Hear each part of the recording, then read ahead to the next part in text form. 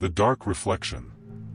There's a small, isolated town called Stillwater, nestled deep in the woods, far from any major city. The town's residents are peculiar, they never leave, and outsiders rarely visit. They seem normal, but there's an unsettling atmosphere that clings to the place like a fog. Stillwater streets are empty after sunset, as if everyone knows something dangerous lurks in the dark. Lucas, a city photographer, is drawn to the town after hearing rumors of its eerie charm. He's always been intrigued by urban legends, and Stillwater seems like the perfect subject for his next project. Upon arriving, Lucas feels the weight of the town's silence. The few people he meets are friendly but distant, and they all warn him the same thing: don't stay out after dark. Ignoring their warnings, Lucas sets out one evening to capture the town's eerie beauty. As he walks, the sun dips below the horizon, and shadows begin to stretch and twist in unnatural ways. The town's quiet becomes oppressive, broken only by the occasional rustle in the bushes or the faint echo of distant footsteps. Lucas stops in front of an old, decrepit mansion at the edge of the town. It looks abandoned, yet something about it draws him in. As he raises his camera to take a picture, he catches a glimpse of movement in one of the windows, a dark figure staring back at him. The figure is distorted, like a reflection in a shattered mirror. Shaken, Lucas lowers his camera and blinks. The figure is gone, replaced by his reflection in the cracked glass. He convinces himself it was just a trick of the light, but unease creeps in as he continues his walk. Back in his rented room, Lucas develops the photos. As the images come to life in the darkroom, he notices something strange. In every picture, there's a dark silhouette, just on the edge of the frame, almost invisible. It's the same figure he saw in the mansion window, but now it's closer, more defined. The figure is human-shaped, but its features are obscured by shadows, its form bending and warping unnaturally. As he examines the photos, a cold dread washes over Lucas. He flips through the prints, each more disturbing than the last. The figure is getting closer, reaching out as if trying to break through the image. Suddenly, Lucas feels a presence behind him. He spins around, but the room is empty. The air is thick with a sense of something wrong, something evil. His eyes dart to the mirror on the wall, and he freezes. In the mirror, his reflection is wrong. It's him, but twisted, his features are stretched, his eyes are hollow, and his mouth is locked in a grotesque smile. The reflection moves independently, lifting its hand to the glass as if trying to break through. Panic surges through Lucas as the reflection starts to speak, its voice a distorted echo of his own. "I'm coming for you," it hisses, the words dripping with malice. Lucas stumbles back, his heart pounding in his chest. He tries to look away, but his gaze is drawn back to the mirror. The reflection is no longer just in the mirror, it's in the room, standing in front of him. The creature that once was Lucas now stands inches away, its face inches from his.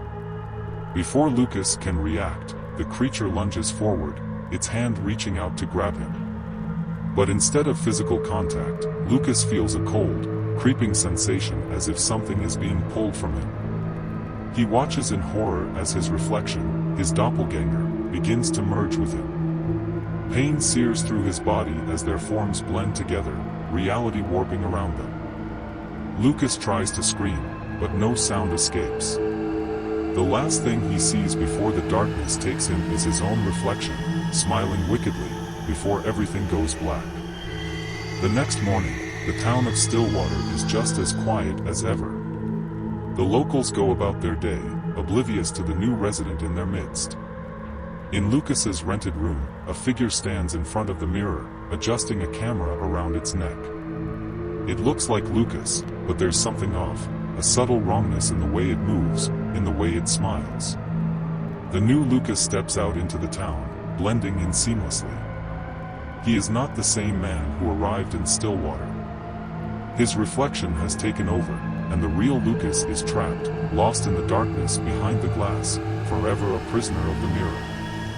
And in the photos he takes, if you look closely, you can see a shadowy figure in the background, reaching out, trying to escape. This story plays on the fear of losing oneself and the horror of being replaced by something dark and malevolent. The setting in an isolated, eerie town adds to the sense of dread, creating a disturbing atmosphere that lingers long after the story ends. Days turned into weeks, and the new Lucas integrated into Stillwater's routines as though he had always been part of the town. The residents noticed nothing amiss. He was just another quiet soul among them, his strange fascination with photography easily dismissed as an eccentricity. However, there was something unsettling about his presence that lingered in the back of their minds, a vague discomfort they couldn't quite place. The old mansion at the edge of town became his frequent haunt. Lucas would often be seen standing before it, camera in hand, as if waiting for something, or someone. He took countless photos, yet no one ever saw the developed images. He kept them hidden, locked away in the darkroom of his rented room, where no one dared to enter. One evening, as the sun dipped below the horizon, a young woman named Emily, one of the few residents who remembered the original Lucas, decided to visit him. She was curious about the photos he was taking, feeling an inexplicable pull toward him. Despite the unspoken rule to avoid Stillwater streets after dark, she made her way to his room. When she knocked on the door, it creaked open on its own. The room was dimly lit, the only light coming from the faint red glow of the darkroom. "Lucas," she called out softly, but there was no response. Emily stepped inside, her heart pounding in her chest. The air was thick, oppressive, as if the room itself was alive, watching her every move. She slowly made her way to the darkroom, drawn by an inexplicable urge to see what was inside. The door to the darkroom was slightly ajar, and she could hear the faint sound of water dripping, the rhythmic ticking of a clock, and a low, almost imperceptible hum that seemed to resonate within her very bones. Taking a deep breath, she pushed the door open and stepped inside. The darkroom was small and cluttered, filled with trays of developing solution, hanging photographs, and a single, large mirror propped against the wall. But what caught Emily's attention was the series of photographs spread out on the table. They were all of the mansion, dark, haunting images that seemed to pulse with a life of their own. But in each one, she noticed something disturbing. There, in the background of every photo, was a shadowy figure. It was human-shaped but distorted, its features obscured by darkness. As she flipped through the photos, the figure seemed to grow closer and more defined, its form twisting and warping in unnatural ways. Her breath caught in her throat as she realized the figure wasn't just in the photos, it was watching her. She could feel its presence in the room, an icy gaze that sent shivers down her spine. A soft rustle behind her made her spin around, her eyes landing on the mirror. For a moment, all she saw was her own reflection, pale and frightened. But then, slowly, another figure began to emerge beside her in the glass, Lucas. But it wasn't really Lucas. His reflection was twisted, his features stretched and grotesque, his eyes hollow and empty. The reflection smiled, its mouth curling into a cruel, unnatural grin. Emily stumbled back, her heart racing. The reflection in the mirror began to move, raising its hand to the glass as if trying to break through. The air in the room grew colder, the hum growing louder until it was almost deafening. "Emily," the reflection whispered, its voice a distorted echo of Lucas's. "Join me." She backed away, her eyes wide with terror. The reflection began to press against the glass, its form distorting as it tried to push through. The real Lucas, or whatever he had become, stepped out of the shadows, his expression eerily calm. "Emily, don't be afraid," he said softly, his voice oddly soothing despite the horror unfolding before her. "You'll understand soon." But she couldn't move, couldn't scream. Her gaze was locked on the mirror as the reflection pressed harder against the glass. Cracks began to spiderweb across the surface, and with a shattering sound, the glass exploded outward. The dark figure lunged at her, a mass of shadow and twisted limbs. Emily tried to run, but the creature was too fast. It wrapped around her, pulling her into the darkness, into the mirror. She felt herself being dragged down into a cold, suffocating void, where the last thing she saw was the wicked grin of Lucas's reflection as it consumed her. The room fell silent. The broken shards of the mirror lay scattered on the floor, but there was no sign of Emily. The dark room was empty, save for the photographs that still hung eerily on the walls.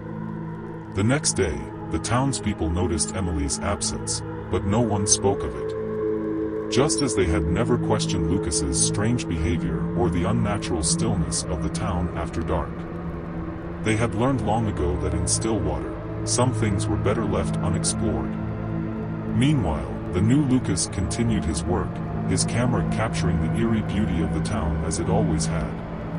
But if one looked closely at the photographs, they might notice a new figure in the background, Emily's shadow, reaching out, her face twisted in a silent scream, forever trapped in the dark reflection. And so, the cycle continued. Stillwater remained quiet, isolated, and shrouded in mystery, a town where reflections were not to be trusted, and where the darkness held its own secrets. And those who came looking for answers, like Lucas and Emily, often found themselves lost to the shadows, their souls forever entwined with the town's dark history. For in Stillwater, the reflections were alive, and they hungered for more.